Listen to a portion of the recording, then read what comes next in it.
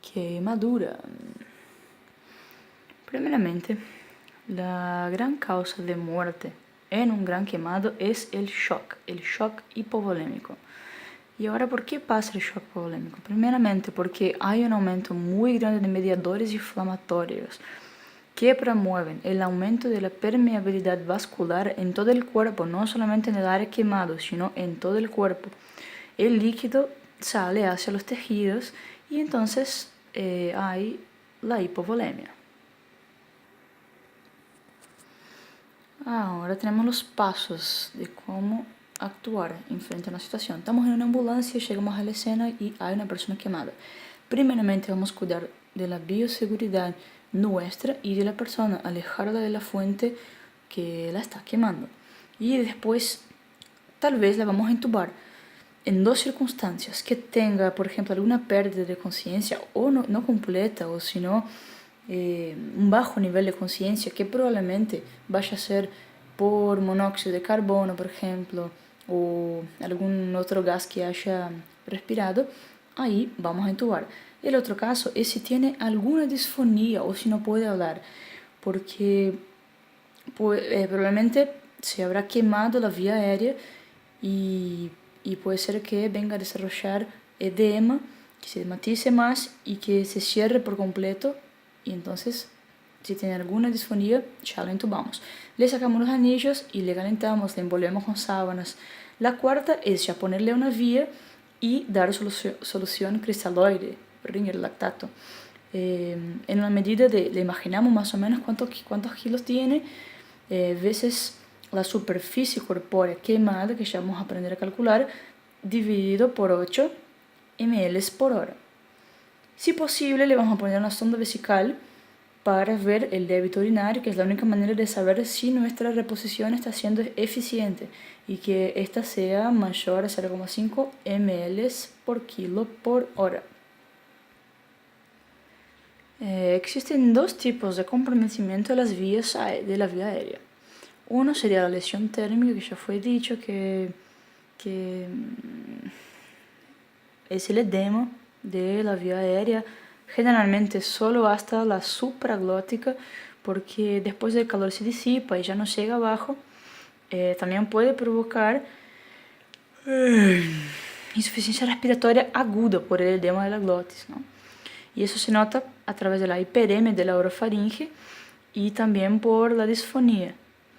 Y también puede haber una lesión distal, pero ahí no sería térmica, sería por sustancias tóxicas inhaladas, sea por tóxicos derivados de la combustión del plástico, de la madera, que son vehiculados por el humo y causan lesión, formando, por ejemplo, tapones bronquiolares, aumento de la permeabilidad capilar también de los capilares, con síndrome del distrés respiratorio, que es como una lesión pulmonar difusa, que se encuentra en la evolución hospitalaria del paciente, no exactamente en el momento de la quemadura, del accidente.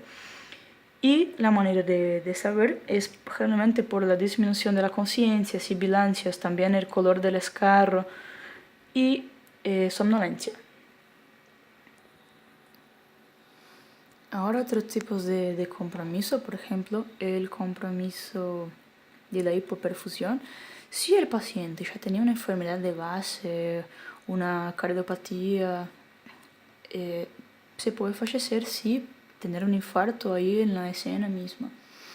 Y también el otro daño es en el tejido, y ahí sí tenemos las quemaduras de primero, segundo, tercero, y algunos hablan de cuarto grado, que ya sería cuando afecta músculos y huesos. La quemadura de primer grado es una quemadura solar, simplemente le damos AINES al paciente y directamente lo mandamos a casa. Ya la de segundo grado puede ser superficial o puede ser profunda. Las quemaduras de segundo grado atingen epiderme y derme. Cuando llega hasta la región de las papilas dérmicas, todavía es superficial. Cuando afecta la región reticular, pasa a ser profunda. En la superficial tenemos eritema, o sea, es más roja, y tenemos ampollas, tenemos mucho dolor. Y en la profunda ella es más rosácea, también con ampollas, y el dolor empieza a disminuir, el dolor es moderado. Ya cuando estamos en la de tercer grado, ya no hay dolor.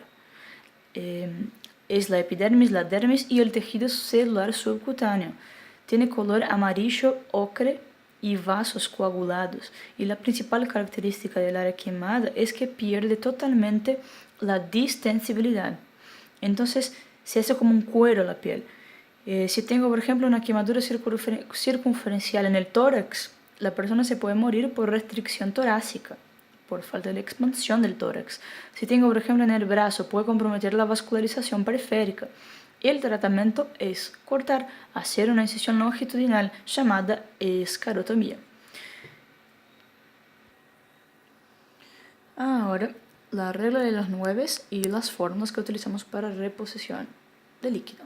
Entonces, la regla de los 9. Tenemos que cabeza y cuello valen 9, miembros superiores valen 9, tronco vale 36 y 18 para miembros inferiores. Acordándonos siempre que puede ser que sea solamente la parte anterior del tronco, entonces sería 18. O que sea media pierna, sería 9. Medio brazo, 4,5. Y con esta suma se hace el porcentaje de superficie corporal quemado que se va a usar en estas dos fórmulas. Estas fórmulas son iguales. La diferencia es que acá se utiliza 4 ml y en la de Brook se utiliza 12 ml. La cosa es, estas fórmulas sirven para las primeras 24 horas desde el accidente, desde que ocurrió el accidente, no desde que fue internado. Desde el momento del accidente se comienzan a contar estas 24 horas. Y incluso la solución cristaloide que fue dada en el momento, en la transición entre la ambulancia y el hospital, también ya entra como cantidad utilizada por la fórmula. Entonces el tiempo es el momento que pasó el accidente y desde la primera reposición de líquido ya se comienza a contar en esta cantidad, ¿cierto? Entonces así, la primera mitad de la cantidad de líquido propuesta por las fórmulas va a ser dada en las primeras 8 horas y después la otra mitad que queda en las 16 horas siguientes hasta que tengamos las 24 horas propuestas. Primero, siempre solución cristaloide. En este momento, para estas fórmulas, solución cristaloide, pero la solución coloide le hace peor, le hace más daño que ayuda. Entonces, pero después que fue utilizar la solución cristaloide, después que pasan estas 24 horas, sí se puede utilizar la solución coloide. Ahora sí, el tratamiento. El tratamiento de las quemaduras de segundo grado superficiales generalmente no deben tener problemas estéticos. Lo peor que le puede pasar es que se infecte. Se puede infectar por pseudomonas o por hongos, específicamente cándida y aspergilos. Entonces, se hacen curaciones diarias y se aplica antibiótico con sulfatiacina de plata y nistatina, que es el antifúngico. También se puede aplicar curativos biológicos, que ahí no hace falta el antibiótico, curativos biológicos como piel de cadáver o sintéticos. La de segundo grado profunda y de tercer grado se trata de la misma manera. La conducta es la escisión del área quemada más injerto de la propia piel. Y también a veces se usa hormona de crecimiento. Ahora las complicaciones. Primeramente, la complicación local sería la infección local, que por la pseudomona, se da esta ectima gangrenosum, que es simplemente el dibujo que tiene que dejar la pseudomona en la piel cuando la infecta. Existe la distancia, y a la distancia se trata de neumonía, que si es precoz, o sea, de los primeros 5 a 7 días de la quemadura, generalmente es por Staphylococcus resistente y después de esto puede darse por pseudomonas. También pueden haber translocación bacteriana desde el tracto gastrointestinal. Ahora por las restricciones ya hablamos, restricción respiratoria o alguna isquemia por compresión.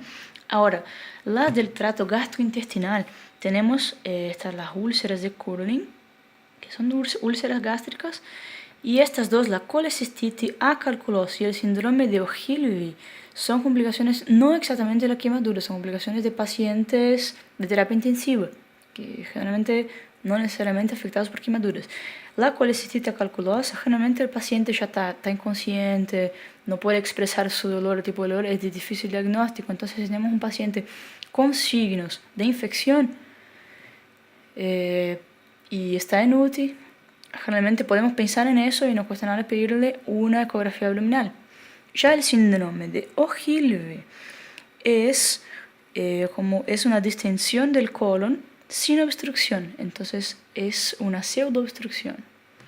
Y ya después de 20 o 30 años podemos tener neoplasias malignas en el local de la quemadura, llamadas úlceras de Marjolin. Ahora, quemadura eléctrica. ¿Por qué se va a morir el paciente? Se muere por parada cardiorrespiratoria, que puede pasar también en las 48 horas siguientes, no es solo en el momento del shock. La quemadura eléctrica tiene preferencia por tejidos como el músculo y le gusta dañar tejidos de poca resistencia, como el músculo.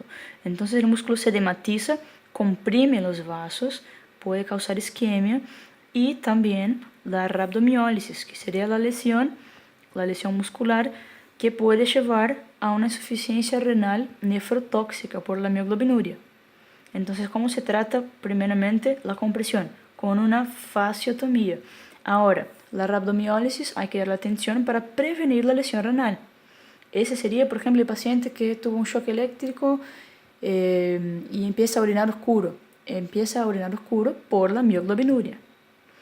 Entonces, ¿qué tenemos que hacer? Cuidarle el perfil hidroelectrolítico, observar la función renal y para evitar que se lesione el riñón, tenemos que infundirle un volumen importante de cristaloide, alcalinizar la orina y forzar la diuresis con diuréticos osmóticos. Y de quemadura creo que esto es todo.